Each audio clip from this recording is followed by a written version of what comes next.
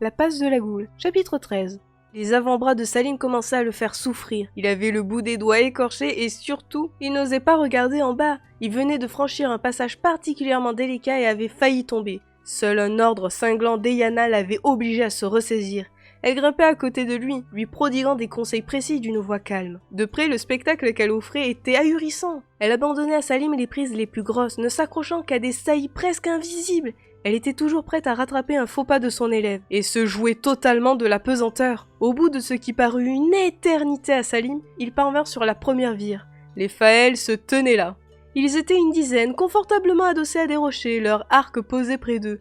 Petits, moins d'1,50 m, fins et gracieux, ils étaient vêtus de fourrures qui laissaient libres les bras et les jambes. Leur peau était sombre autant que celle de Salim, et leurs yeux étirés comme ceux des chats paraissaient immenses dans leur visage triangulaire. Leurs poignets et leurs chevilles étaient ornés de bijoux décorés de perles et de plumes.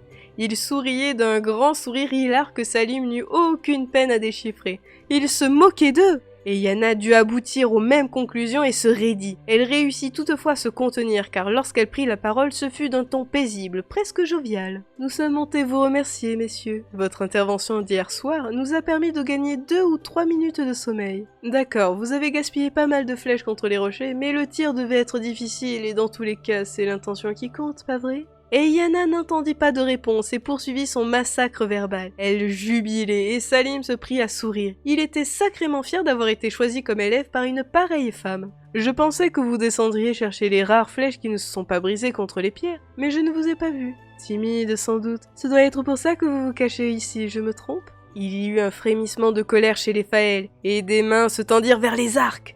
Paix, ami. Salim leva les yeux vers la voie. Un jeune guerrier était assis sur une vire, les pieds dans le vide, quelques mètres au-dessus d'eux, et les contemplait en souriant. Quelle verve! Lança-t-il. Si les humains être à moitié aussi efficaces que ceux qu'ils parlaient bien, ils ne pas être en train de perdre la guerre contre les cochons. Aussi vrai que je m'appelais Chiam vite. On parle, c'est vrai, admit Eyana. On fait ce qu'on peut contre les Reis, c'est vrai aussi.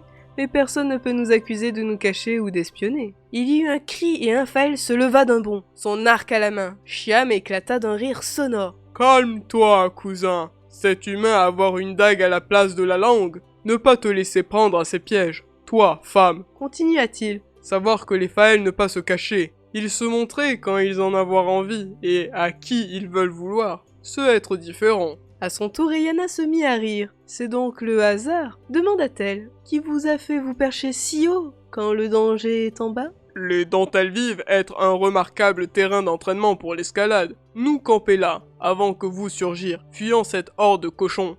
Un entraînement? Oui, Pourquoi ne pas me l'avoir confié plus tôt? Rhea et Yana. J'étais justement en train de donner une leçon à mon jeune ami ici présent. Vous auriez pu en profiter. Chiam vite ne parut pas apprécier la remarque.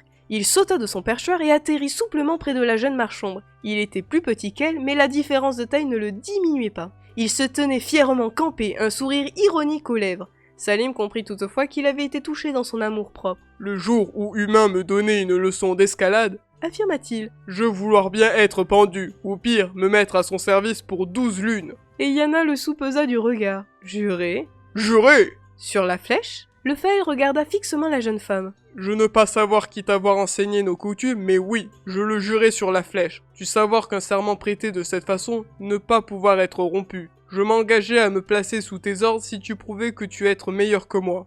Il tira de son carquois une longue flèche empannée de plumes rouges. Il atteint un moment à l'horizontale devant lui et soudain la brisa en 2 morceaux qu'il laissa choir à ses pieds.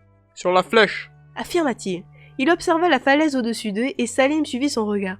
Les dentelles se poursuivaient pendant une centaine de mètres, moins abruptes que la première dalle. Trop facile, se moqua Eyana.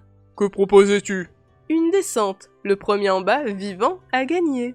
Chiamvit ôta son carquois et le déposa au sol. D'accord. Accepta-t-il. Que mettras-tu en jeu? Rien, tu as brisé la flèche trop tôt, sans que j'aie le temps de m'engager. Tu grimperas pour la gloire, Chiam. Le Faël tiqua, mais ne répliqua pas. Yana assouplit ses poignets, puis se tourna vers le groupe de Faël. Pouvez-vous assurer la sécurité de mon compagnon? Il ne sait pas grimper et j'ai promis de le ramener sain et sauf au camp. Salim, vexé par le commentaire, se tint quoi. Mes cousins accompagnaient ton ami. Acquiesça Chiam. Tu es prête? Quand tu veux. Ils s'approchèrent du bord de la falaise. Salim et l'ensemble des Faëls les suivaient.